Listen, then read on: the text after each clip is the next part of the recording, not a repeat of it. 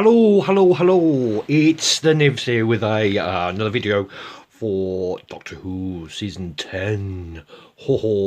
And these are my own personal top 5 moments. So, let's get going with number 5.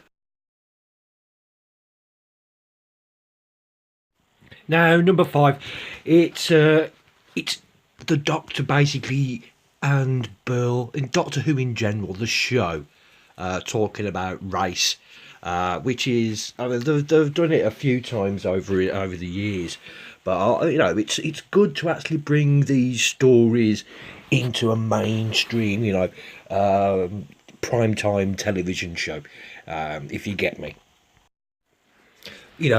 Race, uh, being gay, it's not a problem. It's really not a problem, and I'm glad that a mainstream primetime TV show is actually taking note. You know what I'm saying? Which does actually lead me on to the next bit, because the Doctor sort of does actually get his own back when old Mister Posh Pants walks in with his jobfers on. All right, mate, how you doing? All right, Miss Doctor Disco. Love that bit, Doctor Disco. Yeah, so how you doing? Oi, what do you think you're doing in my chair, black lady? Obviously, the Doctor, gets the hump with this, because I mean, look at Bill's face. He's if to say, "What you saying, mate?"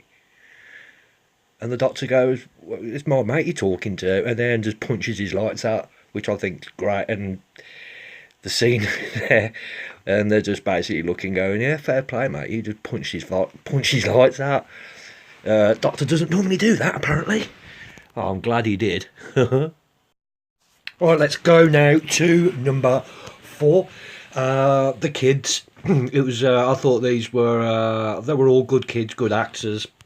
I mean, he reminded me of a bit like Oliver. Oliver Twist. The young lad there, who reminds me of something. I'm not sure if he's been in Doctor Who before. I'm not too sure. But correct me if I'm wrong. I probably am. But I mean, they're all the kids, good little actors. Look, did remind me and give me that little bit of Oliver, like I said earlier. Even to the pickpocketing, which I thought was quite good.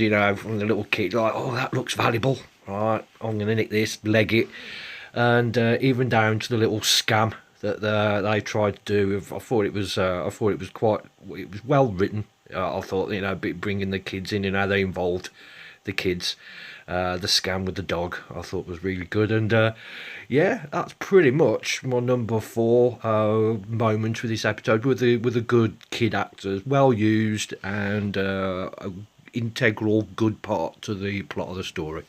Nice one. You still with me?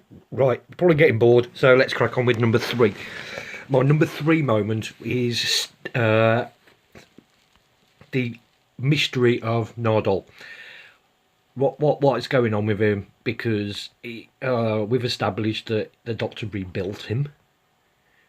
Okay, we've established that. Hence that scene in the first episode with the what looked like a fuse being dropped and kicked.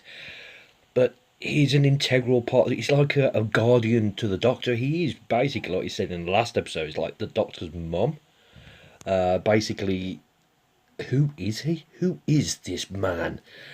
Having a go at the Doctor for basically going off-world. The Doctor's like, I haven't been off-world. Come on, these are my tea-drinking clothes. But he's actually some major big plot of the story. I mean, he seems to be the guardian of not only the Doctor, but guardian of the Vault.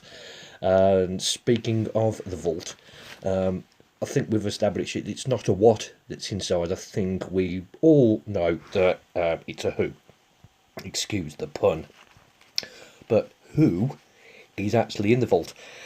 I was sort of waiting for the knock 4 times. I don't know about anybody else. We knocked 3 times, and then Nardole's having to go back, and then the knocking gets a little bit more violent. But it was instead of,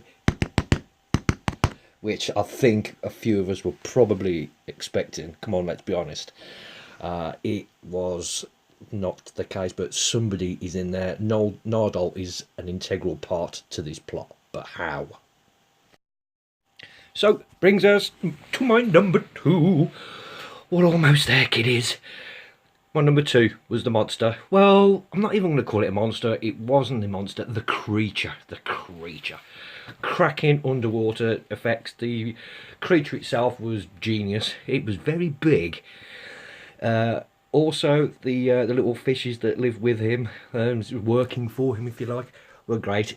Unfortunately, they liked killing small children.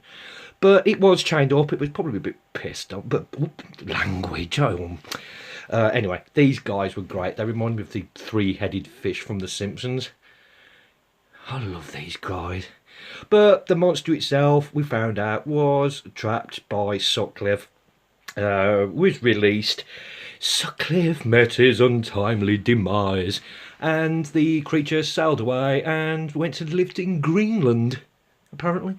But like I said, my second most popular moment, and it was the monster living happily ever after in Greenland. Brilliant.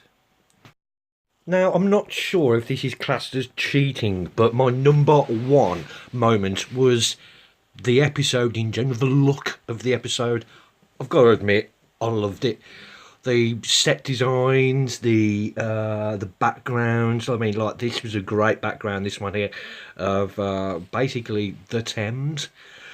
Brilliant. The whole look of the episode, from all the extras to all, the markets, just looked quite, I mean, I say authentic. I'm not sure if it was actually authentic because, hey, I didn't live around them times. But the whole look in general, the underwater scenes, I thought were fantastic. The entire design, set designs, I thought were fantastic all the way through. The extras, like I said, costumes, the street performers as well, if you like. Look at this guy. But I thought it was just great in general. The whole look was just brilliant. And that's why I've got to admit, I think this has probably been my favourite episode so far. Episode 3 is, I'm going to probably give it out of 5. I'm going to give it a 5. 2 thumbs up on that one. And that's it. That's the conclusion for the video today. If you like it and you want to see more, please click that subscribe button, and don't forget to click on that little bell to get notifications of any more videos I put up. That's it. And unless something major really badly happens, I'm going to see you next week. Goodbye, people. And shut your mouth. You know what I'm saying? Amen. Can we all say, shut your mouth? Amen.